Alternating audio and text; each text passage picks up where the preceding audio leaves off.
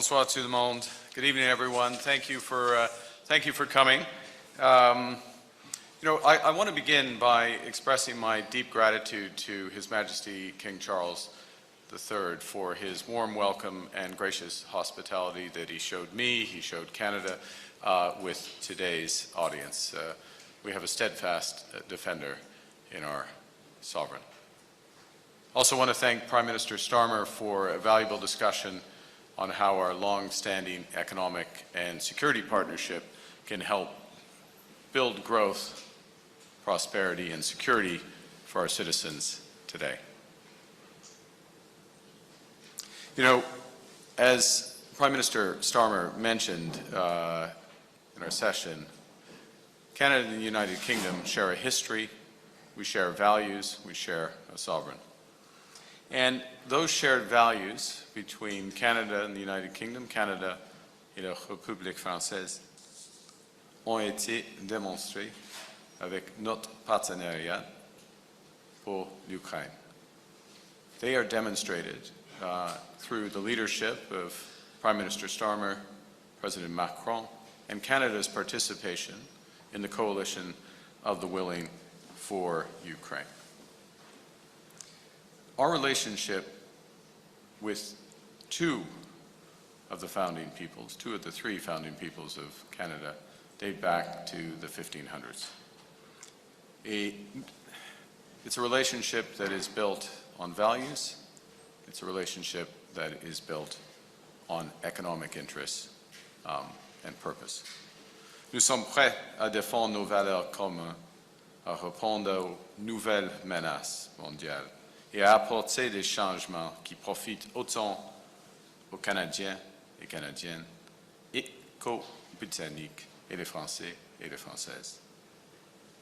Notre histoire commerciale commune a commencé il y a plus de 350 ans ici et s'est développée dans les premiers temps de la Confédération avec les préférences impériales et se développe aujourd'hui dans le cadre de nos nouvelles relations commerciales.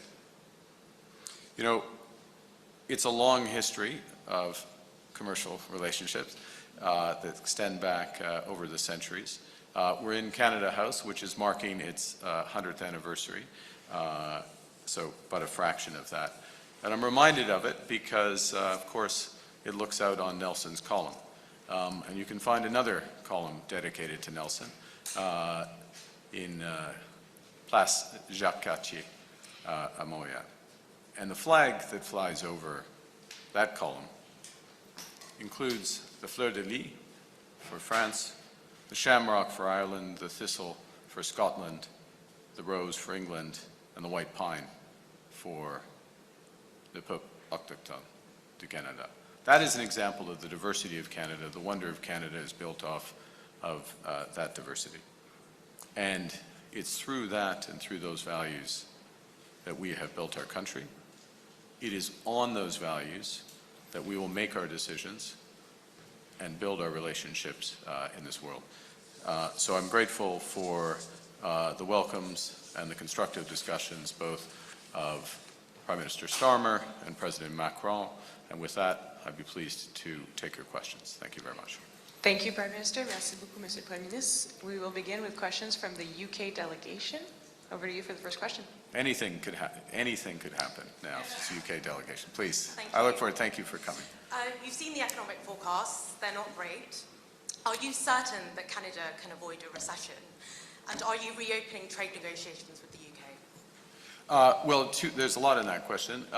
First off, look, this trade uncertainty, the actual tariffs, but then also the uncertainty around what other trade actions could be taken by the world's largest economy are having an impact. They're having an impact on the United States itself. That impact on the United States will continue to grow. The impact of weakening U.S. economy has an impact on everyone else. But of course it has a direct impact as well on the affected countries. It's not welcome. What we see is a number of things, a number of measures that we can take ourselves. We can't control the trade policy of the United States. We don't pretend to control policies of other countries. What we can control is our own domestic economic policy. There's many opportunities in Canada. It's a very strong economy, but it could be much stronger. We could have one Canadian economy instead of 13. We can build the millions of houses that Canadians need. We can diversify our trading relationships. We can build new trading corridors, and we can fully realize what Canada is, which is an energy superpower in both clean and conventional energy, and that's exactly what we're going to do. We are going to get stronger, while those who take trade actions get weaker. Next question. Welcome back, Lise Doucette of Come the home. BBC. Come home. Canadian, Yes. Brunswicker. Thank you very much, Mr. Prime Minister. You came on this first foreign trip making it clear that you needed public support for Canada as it faces not just a trade war, you say you were enthusiastic. Enthusiastic, that was your word today. Enthusiastic support as Canada faces not just a trade war, but threats to its sovereignty. You didn't get that in London. You didn't even get a press conference next to Sir Keir Starmer. Do you regret that? And if you can't take that back to Canada, tell us what is the top thing you achieved in the last 24 hours that you can go back to Canada and that you can say, they have our back. Great to see you, Lise. I'll say a couple of things. As I said when I was sworn in, which was just Friday, so you don't have to go far back in the BBC archives to find the clip. As I said then, we don't need another country to validate our sovereignty. We are sovereign. We don't need praise from another country. We are proud in and of ourselves. I would point out that the Prime Minister made a point of referring to our sovereignty, made a point of referring to our shared sovereign in King Charles III. So if you're looking for some evidence to your question, you have both my statement of Friday and you have that of the Prime Minister of the United Kingdom. Look, this 36 hours, and that is what it is effectively, away from Canada, the focus is on security, deepening security partnerships with France, with the United Kingdom. Those discussions are necessarily sensitive. They're revealed in the full course of time. I'm encouraged by the progress that's been made. Secondly, advancing the support for Ukraine is very necessary. You may have seen that I have invited President Zelensky to the G7. I look forward to hosting him in Canada in June. There are a host of other measures that we are taking as part of the coalition willing to support that. And it also includes economic opportunities with respect to, for example, artificial intelligence, critical minerals, broadening out existing trade relationships that are functioning quite well, and I mean both CETA with respect to the provisional arrangements around CETA with respect to the European Union, where our trade has grown by more than 60%, and similarly with the UK FTA. So we're taking back a lot, but we're also taking back a deepening of our core partnerships, which is the objective. And we're 2/3 of the way through, and if you'd like to come to Iqaluit, you will see more. Thank you. Thank you. We'll now begin the Canadian delegation portion. À la délégation canadienne, on va prendre une vingtaine de minutes de questions. C'est à vous. Prime Minister Brian Platt with Bloomberg. There's been a lot of talk on this trip about cooperation in general between Canada and the UK and Canada and France, but there's areas where that cooperation is not happening right now. With the UK, the trade talks, the free trade deal between the two countries, those talks are stalled. And the UK so far has chosen not to retaliate against Trump's tariffs, whereas Canada has retaliated. Did you bring up any specific ways, either on the restarting trade talks or on coordinating retaliation in your meetings today? Well, look, we take our own decisions with respect to our bilateral trade relationships with the United States. We're not trying to organize a coordinated retaliation. Other countries will take those decisions. For example, what we can do are a series of measures, and there are limits ultimately to this, but there's a series of measures that have maximum impact on the United States and minimum impact on Canada. Those measures that we take might have a different impact on the UK and on France. So look, we don't look for that form of coordinated retaliation. That's not helpful necessarily to those countries, but it's not helpful to the overall process. What we're looking for with respect to the United States is to have a more comprehensive discussion and negotiation of our overall commercial and security relationship. And when the United States is ready to have that conversation, we're more than ready to sit down. Did you bring up the stalled trade talks in your meetings? Look, we have a free trade agreement with the United Kingdom, which covers 99% of goods that are traded. We have a free trade agreement with the European Union, which covers 99% of the goods that are traded. There are issues with respect to agriculture. No, it wasn't my top priority today. My top priorities related to security, related to Ukraine, related to issues that we will bring to the table in the G7, specifically in and around AI, critical metals and minerals, and the evolution of the commercial system. Thank you. Louis Blouin de Radio-Canada. Vos adversaires à Ottawa vous accusent de n'avoir rien accompli de tangible aujourd'hui avec ce voyage-là et de mener une opération de relations publiques préélectorale. Qu'est-ce que vous leur répondez? Non, c'est pas correct du tout. Hein. Mes adversaires disent beaucoup de choses tous les jours qui ne sont pas correctes. Non, c'est important.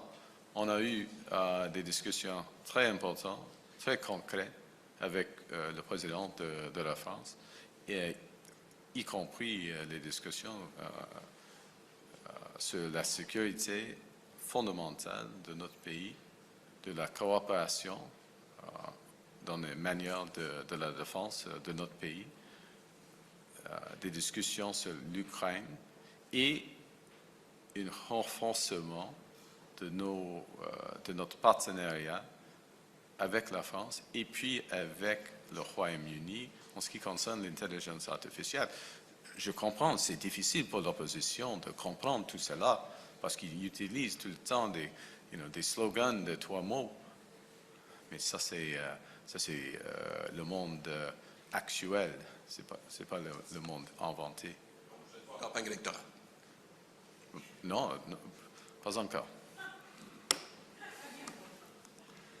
Hello, Prime Minister. Catherine Cullen from CBC. I noticed you said we have a steadfast defender in our sovereign.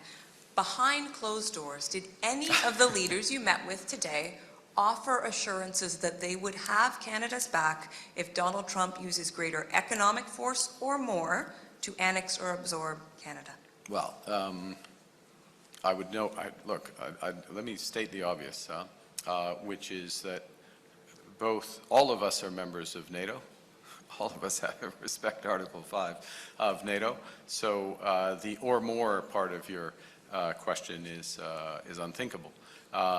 What we did discuss is, particularly with France, is deeper security and military cooperation, which is in the interest of overall global security.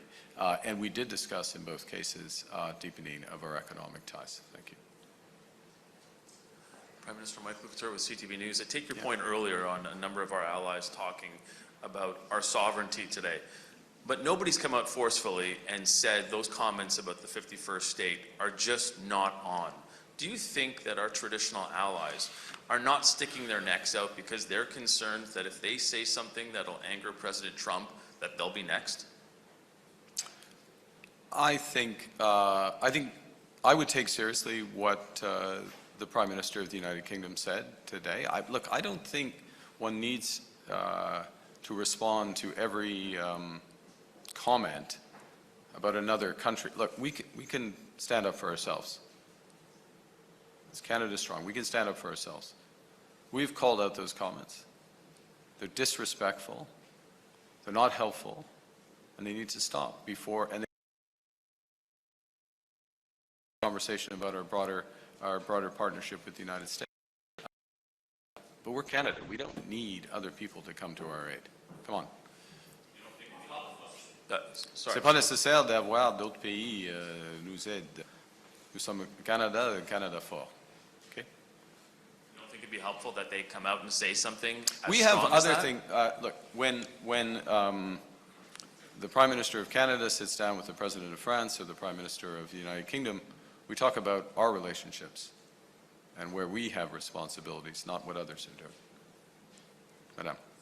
Mr. Carney, Stephanie Levitz, the Globe and Mail. We understand that you have now placed your assets in a blind trust, so you Yes. don't know what's happening to them going forward, but you knew what they were going into that blind trust. So what are they? Look, Stephanie, I follow the rules of the Ethics Commissioner. I'm following them well in advance of any of the requirements, as you know, because I know you know this. You know that these requirements come into effect in months. We're talking days after I became Prime Minister. So I'm complying with the rules of the Ethics Commissioner, going through the processes and all these things that are necessary.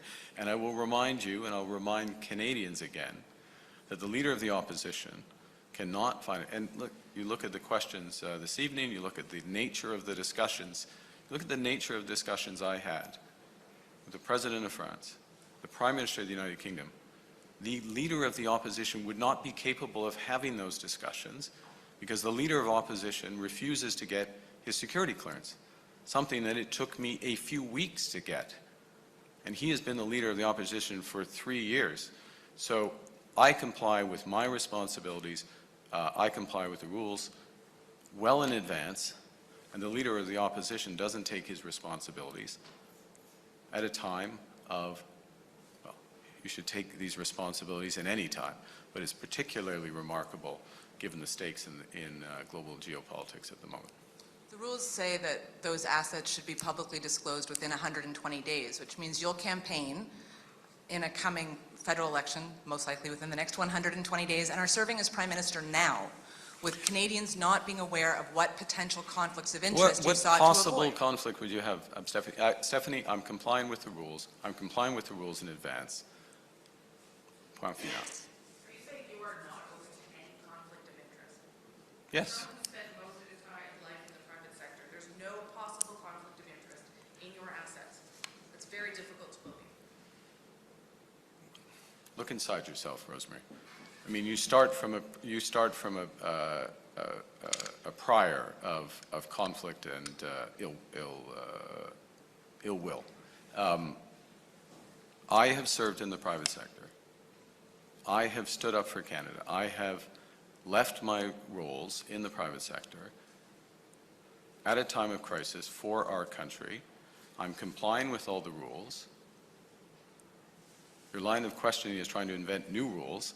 I'm complying with the rules that Parliament has laid out and the responsibilities of the Ethics Commissioner. And I will continue to comply with those rules. Bonjour, Émilie Bergeron, la presse canadienne. Monsieur Carney, vous avez dit que vous voulez bâtir des infrastructures énergétiques d'ouest en est et d'est en ouest et vous voulez développer des partenariats énergétiques avec l'Europe. Est-ce que vous avez discuté, par exemple, de LNG et quel échéancier vous vous donnez pour avoir des projets d'infrastructures bâtis au Canada? 2, 3 ans? D'accord. Premièrement, je suis ouvert à des projets ouest à l'est, mais ce n'est pas une décision. Ce n'est pas seulement à moi de faire cette décision. Il faut avoir un projet, comme vous l'avez mentionné, un projet actuel, pas seulement un conseil. Il faut avoir l'appui, le soutien des provinces, le soutien des Premières Nations qui seront été affectées. Alors, il y a beaucoup à faire avant d'avoir un projet actuel qui fonctionne. On verra.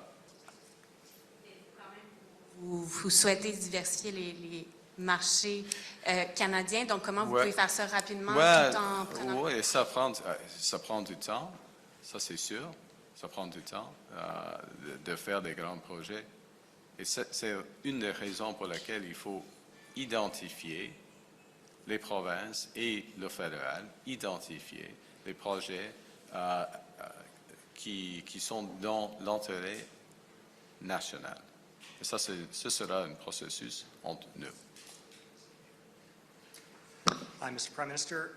You told your defense minister to review the F-35 contracts, and what I want to know is, What exactly are you talking about? What's on the table exactly? Well, the way Cabinet works, or at least the way Cabinet works in my government, is the Defence Minister and I had a conversation. The Defence Minister raised the issue with me. We had a discussion about Canada's options, and the fact is that under the contract, as you may know, after a certain number of purchases, then we have options on subsequent aircrafts. Given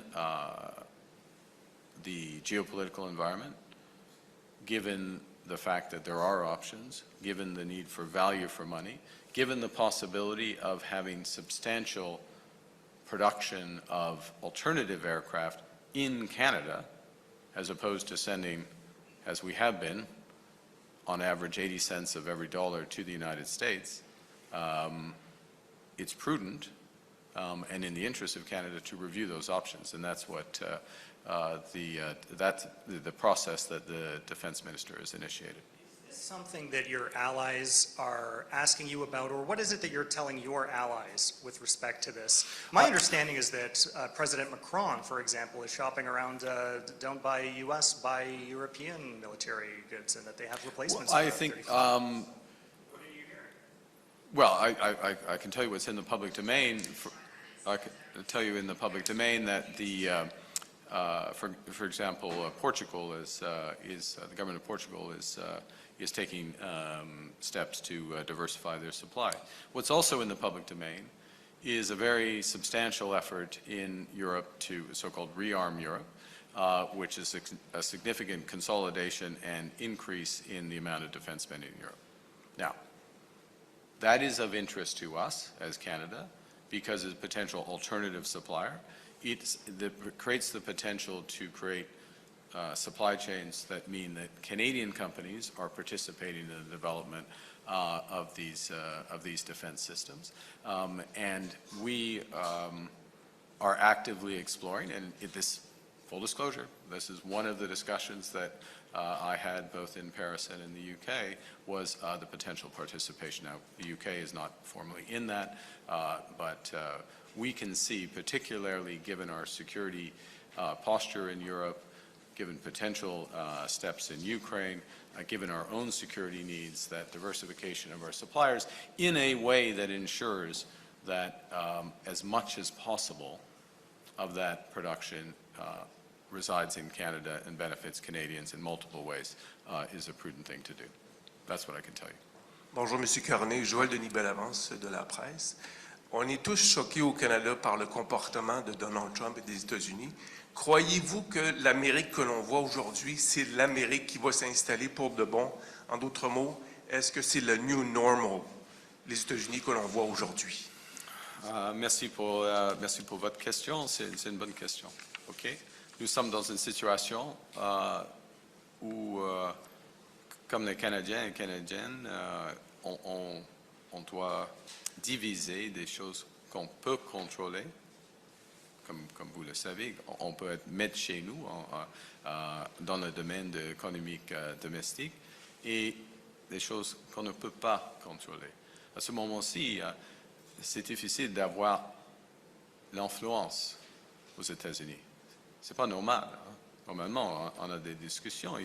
Les Américains prennent leurs décisions, c'est correct, mais normalement, on a des discussions avec eux.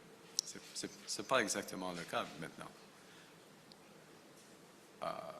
Nos intérêts, selon moi, nos intérêts sont assez alignés que ça va changer dans un certain temps, mais ce n'est pas clair exactement quand. Ouais. Je vous pose la question, c'est qu'aujourd'hui, nous devons prendre des décisions qui vont nous affecter pour des années à venir concernant nos relations avec les Américains. Ce qui est clair est que nos relations commerciales sont trop concentrées aux États-Unis.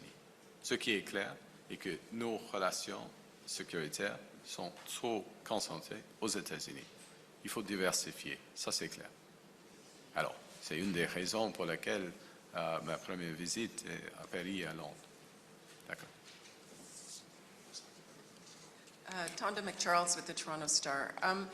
In Canada today, your political opponent, Mr. Poilievre, said that he would axe the industrial price on carbon.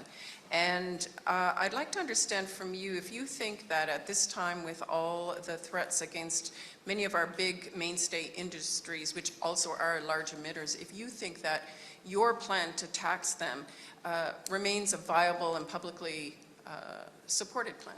Yeah. So our plan, and in fact the regime that's in place in Canada, and a variant of this regime is in place. There are some variances, you know, Tonda, between the provinces, but a variant of this linked to California is in place with Quebec and British Columbia, is to have a form of price for the largest, on carbon, for the largest emitters, said differently, the largest polluters. Now, what we are doing is changing that system or improving that system so that the price that's paid can be reduced by so-called carbon credits that are allocated. We are adding additional ones, we will be adding additional ones that ensure that the polluters are paying so that Canadians can receive support to reduce their own emissions. So it's a more efficient system. It works better for the large polluters. It works better for Canadians. And it also is a system that recognizes the new trading reality. So we have to be able to connect the dots, something that the opposition is totally incapable of doing, proven themselves totally incapable of doing. So on the one hand, we have our largest trading partner, as we've been discussing, attacking us, putting tariffs on us. On the other hand, we have the opportunity to diversify trade. Guess what one of the requirements is to diversify trade to the European Union? Guess what one of the requirements is to diversify trade to the United Kingdom? Guess what one of the requirements will be to diversify trade to emerging Asia? Is to have a form of price on carbon. So we are able to think one step ahead. We're able to go out and see the world. We're able to help Canadian companies prepare. And you know what's going to happen 5 years, 10 years from now? If I have the pleasure of being in front of you, you'll be asking me the question, if we didn't do this, if we didn't help our companies get more prepared, the Americans are going to start caring about this again. They have elections every 4 years.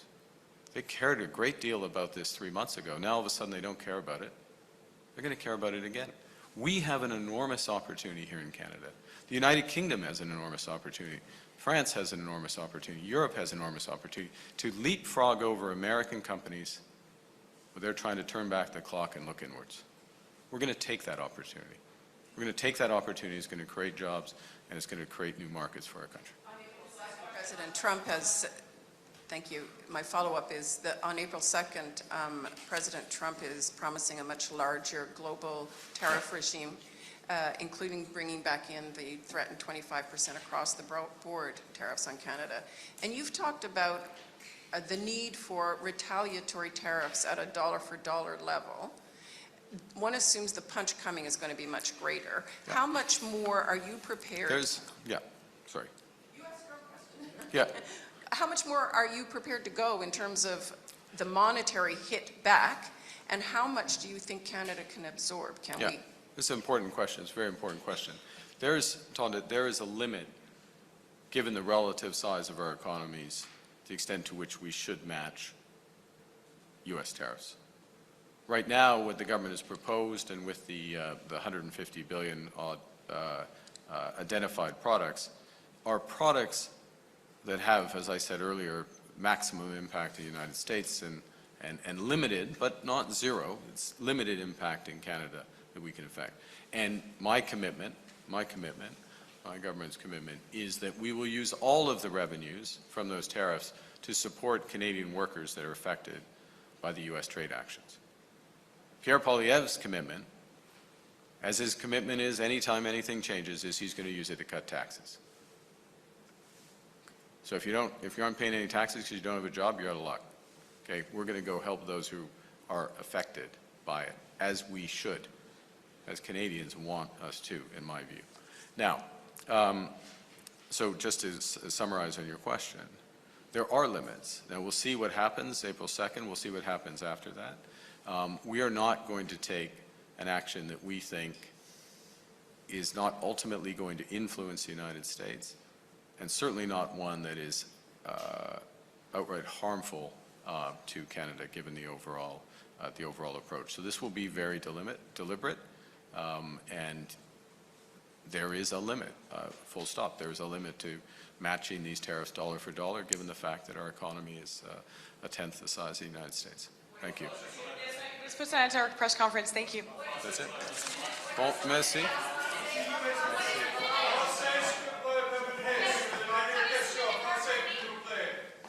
La réponse en français. Il y a une limite pour les tarifs dollar pour dollar parce que notre économie est 1 sur 10 la taille des États-Unis. Et on va cibler nos tarifs dans des cas afin d'avoir un impact maximum aux États-Unis et un impact minimum ici au Canada. Alors, merci beaucoup.